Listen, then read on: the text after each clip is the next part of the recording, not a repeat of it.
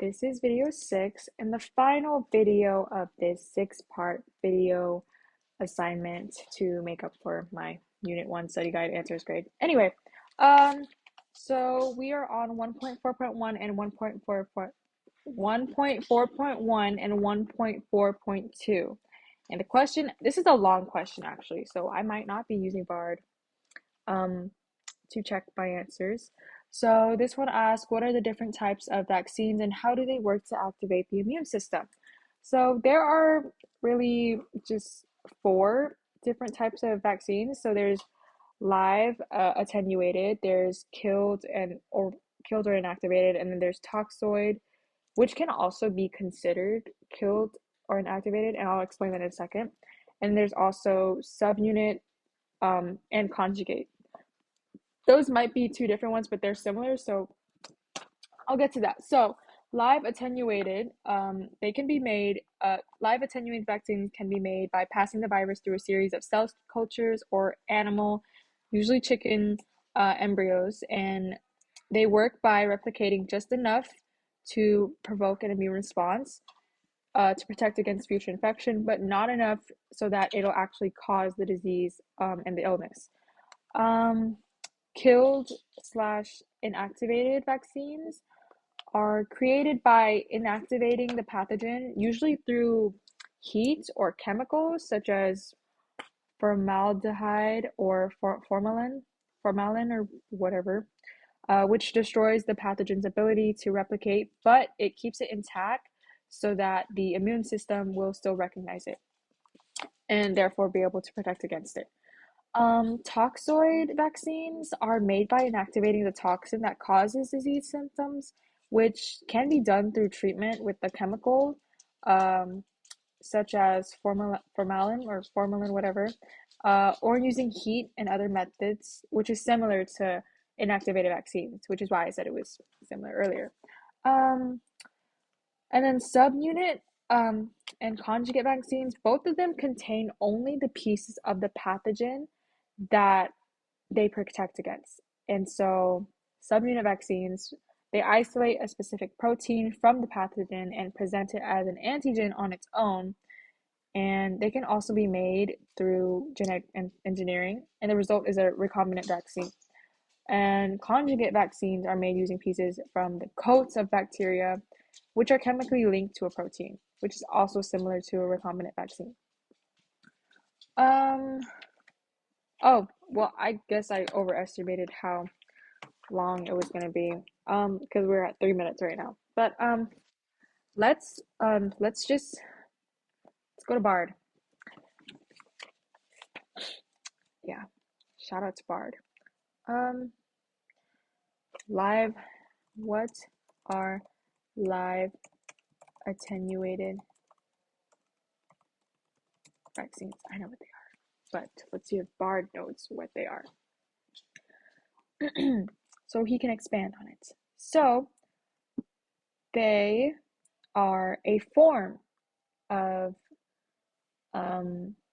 they're just a weakened form of the virus. So they trigger an immune response without actually causing the disease. And that's what Bard says. Also what I said. And they do this by, sorry, scientists create them by manipulating the virus or bacteria through chemical treatments or multiple passages through cell cultures to weaken its ability to cause the disease. This reduces the pathogen's virulence, meaning it can no longer replicate efficiently or cause severe illness. So, however, even though it's weakened, it can still retain enough of its original structure and antigenic properties to be recognized by our immune system. So it's like showing the immune system a picture of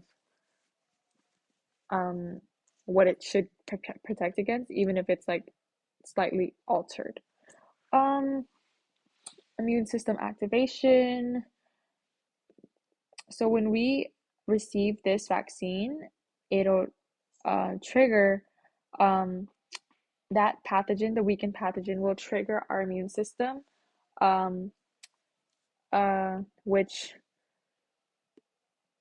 it triggers like different defense mechanisms, which includes like production of antibodies or activation of immune cells like T lymphocytes.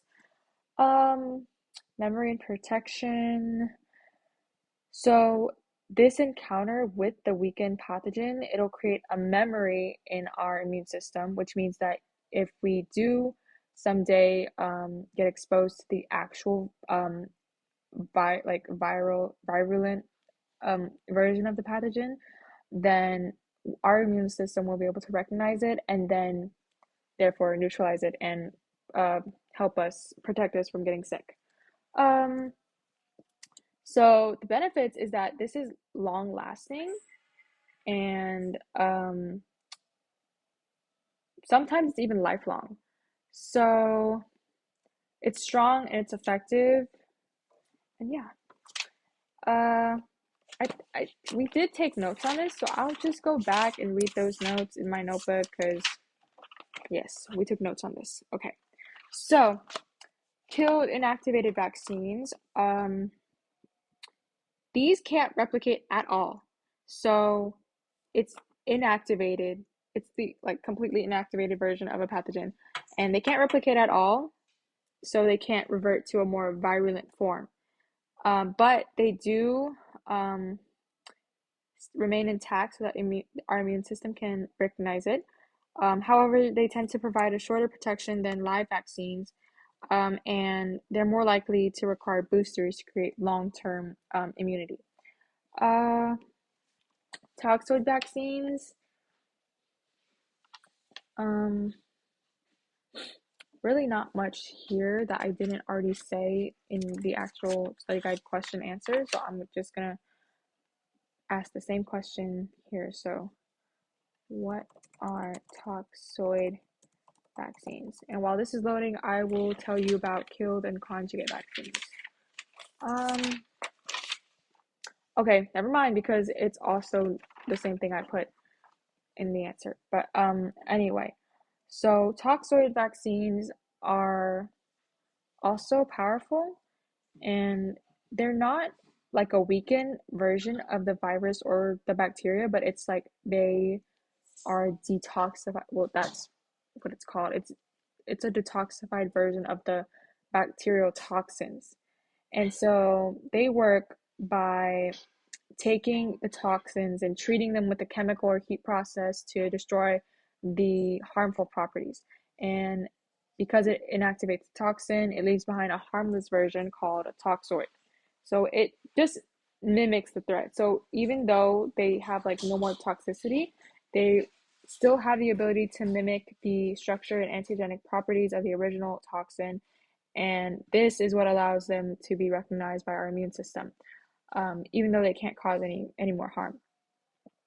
So yeah, how many minutes are we at? We're at 8. Um, the benefit of this, the advantage of this is that they can provide protection against the harmful toxins of a bacteria without actually causing disease. So it's kind of similar to live attenuated vaccines.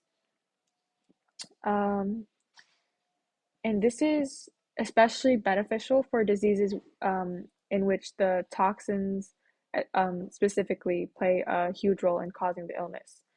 Um, yeah. So, oh, this is also long lasting. So, like I said, similar to live attenuated. And then what are subjugate? Is it? No, it's conjugate. What are conjugate and subunit and conjugate vaccines? Um, so, okay, subunit vaccines. Okay, they're both. Okay, subunit vaccines are specific. They only use specific and purified components of a virus or a bacterium, and it's usually the proteins or the polysaccharides instead of the entire organism. And this allows for a targeted immune response against the chosen antigen which minimizes the potential side effects associated with the other parts of the pathogen. The advantages is that it's safer because there's less of a risk of side effects because there are no like non-essential components in the vaccine. Um, they're effective and they're versatile, so they can be used for also like a variety of pathogens. For conjugate vaccines, they combine a weak antigen with a stronger carrier protein, usually one from another organism. And this conjugation enhances the immune system's response to the weak antigen. So the advantages is that it's highly effective. Um, it's even though it's using weak antigens, it's still highly effective. It offers long-lasting protection against targeted diseases, and it's especially beneficial for children because children are still developing their immune system, so it's a bit difficult to respond to polysaccharide antigens, which makes conjugate vaccines very important for their protection. So we're at 11 minutes now. So that was that for this question and all 6 questions. Thank you, sir. See you after the break.